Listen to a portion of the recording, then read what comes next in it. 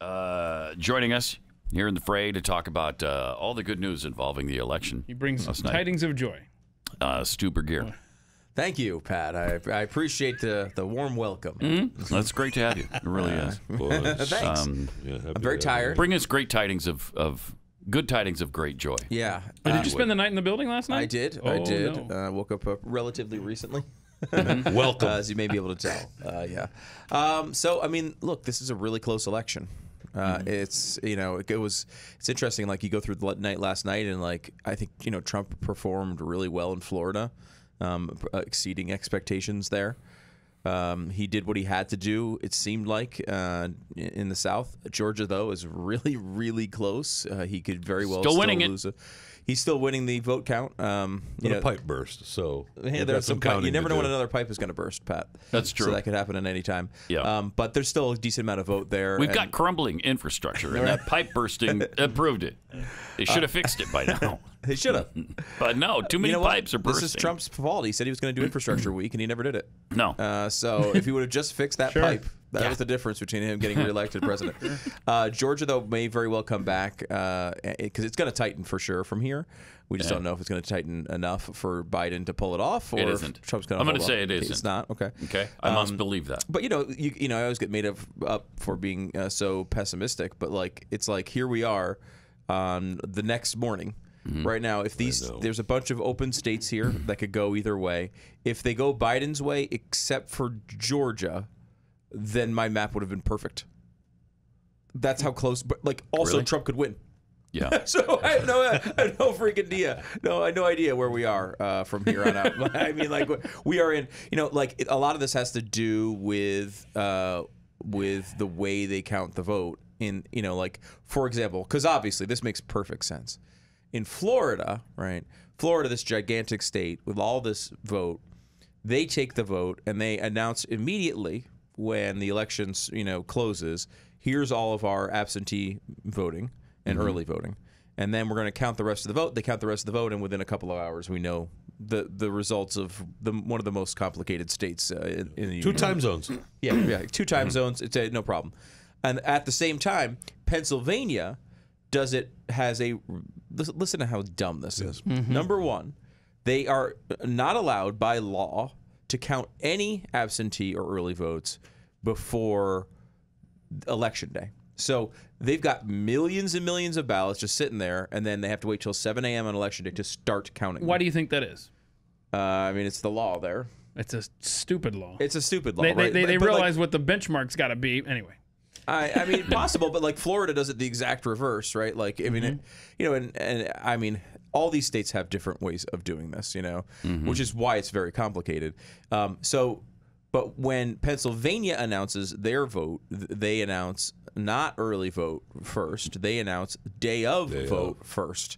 So it's a big deal because obviously the Biden vote is more on the side of the early voters, and the reverse is true for the day of. So, right now Pennsylvania shows a big lead for Biden. Everyone expects that's 12 points. Yeah, it's true. It's a big lead, but there's lots of vote, and everyone expects that to be 2/3 to 3/4 Biden of what's left. The same thing happened in Florida, but they just announced it first.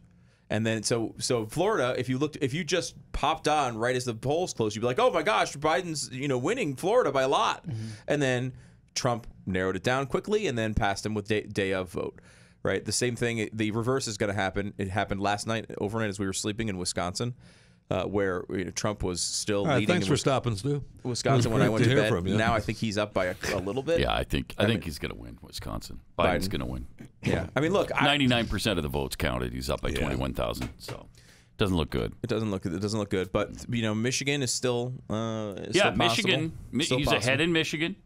Yeah, but those he's competitive in Pennsylvania. Yeah, he could win Georgia and North Carolina. Now, if he wins those 4, he wins. He's got 280. So possible, very possible. It's possible. One other thing to remember too is that the percentage is a projection right now in a lot of these states.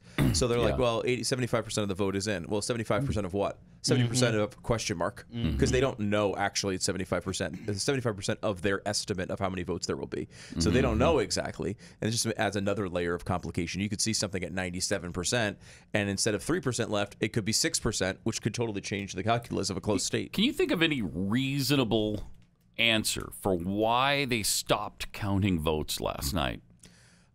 Is there a reasonable? It's a good. This is a good question. It's an important. I think bedtime, right? An important question. Reasonable, no. Okay. Predictable, yes. Oh, no. They announced in advance that this was going to happen. This is not a surprise. But why? Why are you going to stop counting votes? It's the freaking election. And not everyone is like, for example, Bucks County, which is the county I used to live in when we lived in New York. They're counting votes basically 24 hours a day. Which they should be doing now. Yeah. However, because there's so many votes and because they couldn't start counting them until 7 yesterday, right? they don't expect it to be done until like Friday on 24-hour shifts. Ridiculous. You know, it's. I mean, to me, the dumbest part of this, more than anything else, count the votes as they come in. Yeah, just take them. You don't like. So they have these machines where you can put them in, slide them in, scan them, but you don't press tabulate. Right. The issue is, of course, if they were counting real votes, they'd probably leak. Right. So these machines, they have them in Florida, where they basically scan them and they could store them, and they're counted, but they're not. You can't see what the count is until you say tabulate, right? So that to me is a real. And look, Florida is the freaking gold star of the country.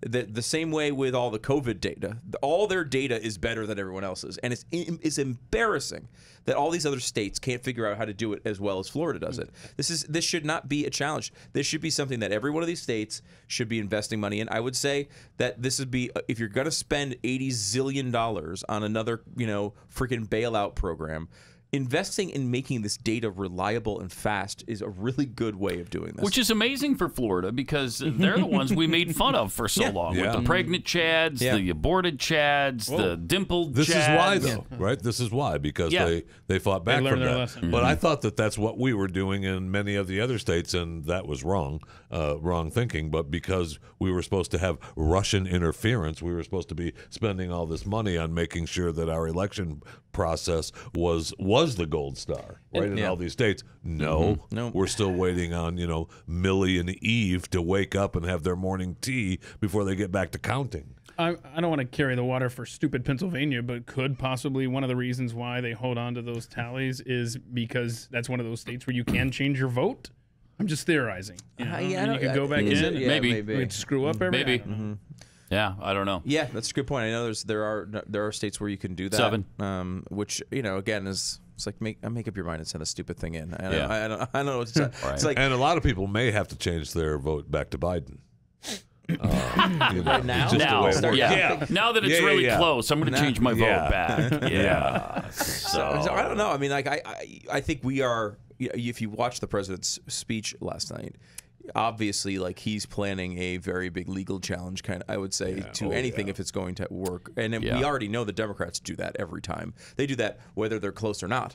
Right. So we may get a quote unquote result this week, right? But that doesn't mean we get the final result because everyone's going to be challenging it in court, unless it breaks really hard in some other way. But I think we're close enough now that no matter what, we're going to get legal challenges. I will tell you this: I am so glad they were once again wrong about Texas. Texas is good, blue. Texas is going to be won by Biden. Biden's going to win Texas. Shut up. It's not going to happen, and it didn't. Again, 6 points. Yeah, 6 points. Yep, and the polls the final polls had Trump up, but it was narrower than 6. I think it was 3, the last ones that I saw, but still. It was the Democrats were making a huge deal out of it. They dumped a lot. Lindsey Graham too. Yeah, Lindsey Graham. They thought they were going to beat him, Mitch and McConnell. He crushed the guy. $100 million into both of those races each. Yeah. You're talking about races that didn't wind up being close at all. Yeah, there's these stretch They're not going to win the Senate. I don't think so. I mean, that's a huge. That's huge. Everyone's going to focus on the Trump thing because that's all we can ever focus on. But like it might be our one firewall now. The Senate is big. I mean, like Biden might wind up coming back and winning this election, but I will say the Senate is looking good. I mean, Joni Ernst in Iowa was a big win. Yeah. You know, Graham was, I don't think, ever hugely in doubt, but there were some polls saying it was pretty close. You know, they even thought Cornyn might be in trouble. Right, which he never. I mean, it was again relatively. You know, it was closer than I feel comfortable with when we're talking about Texas. Yes, the same thing with Trump. I mean, like 6 points should be 20 points. But that's what happened. But It's that's not the same anymore. thing. You know, that's the Beto O'Rourke against Ted Cruz argument, right? They were mad at Ted Cruz, so you know some of the people still pushed the button for Ted, and they were mad at him still for the Trump stuff, but he still won. The warning signs are now there for Texas, though. I mean, I think there are some yeah. things to be concerned about. I mean, ever since we've lived here, every year gets more and more. And this happened in Texas. And this happened in Texas. Yeah. Every year it gets more and more. I'll say one thing the polls did show leading into this was for Trump to improve among Hispanic voters, but shed some white voters. And you know that seems to have happened all over the country. I mean, like what happened with the black vote though? Did he have any improvement there? I haven't seen much on that. It seems like it seems like it was close. I'd have to go back and go through the exit polls. Some of again. the argument in Michigan was that they just didn't vote. Really? Yeah, they didn't. That's what they were saying last night. Is that it looked like they were the black vote. They just sat it out. Right. They did. They didn't want to vote for Biden, but they couldn't vote for Trump. But I mean, you talk about if the Republicans can start winning 40% of the Latino vote, these elections are going to realign. I mean, we may very well be seeing a realignment there, which is an interesting realignment. I mean, you know, for some reason, you know, Latino voters don't seem to like the party that lets everyone burn down their communities. I don't know. That's why. weird. It's weird. That's really weird. It seemed like it was a good strategy. Burn down their community, they'll vote for us. But no, a lot of Latinos are kind of in favor of families too, and don't like murdering family members that are unborn. Really? Yeah, it's born. weird. Or born. Born or unborn. Either one, yeah. To be fair, they're kind of sticklers. They are, and I don't they know. are, and a lot of them came here the right way, and they'd appreciate it if everybody else did too. So that's another issue for some Latinos. Yes, it is. So who would have thought? Who would have thought any of those things would really exist? Well, Stu, thank you for the good news. Hey, it's been fun. Question marks. Nothing you could do about it. I mean, we did what we could, and here it is. Here it is.